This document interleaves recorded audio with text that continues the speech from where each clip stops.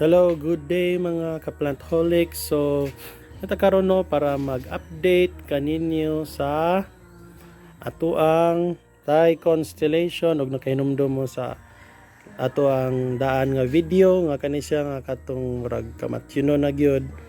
So, kani siya ato ni siyang gihumol sa jar nga naay tubig. Ang tubig nga atong gigamit is rainwater. Dayon, wala gini siya roots atong una. Ana siya roots pero nalata. So ato siyang gihumol sa rainwater. So gikan atong paghumol nato na exactly today ko ani siya mga ka-plantholics 2 months and 20 days. So not necessary nga ana gid siya nga kining 2 months and 20 days gid siya ayahan ninyo siya i-pull out and para i-replant. Natunong lang medyo na busy na dugay na ko siya na transfer pero depende tanaw gid ninyo nga healthy na gani siya daghan na siya roots pwede na gid kay ninyo na siya balik. So karon pakita na ko sa inyo ako na siyang pull out na sa tubig yugasan kay para matangtang tong murag mga murag danlog nga nagpilit sa iyahang mga roots. And then ako ana siyang itanom karon dinhi ang kaning sa bottom nako nga medium na ni mix ni siya rice hull, soil and sand. Dayon ako ni siyang itanom dinhi pero ang top nako ani niya nga medium is mao ang coco chunks or cubes. Mao ni tong butangan gamay.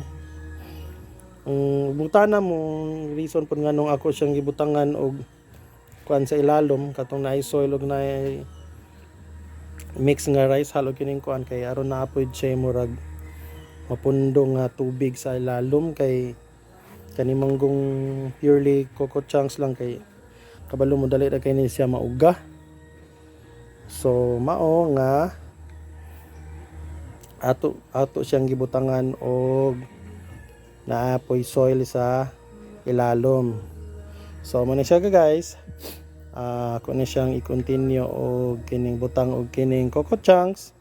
And then I'll show another video dayon ako sang stop, okay?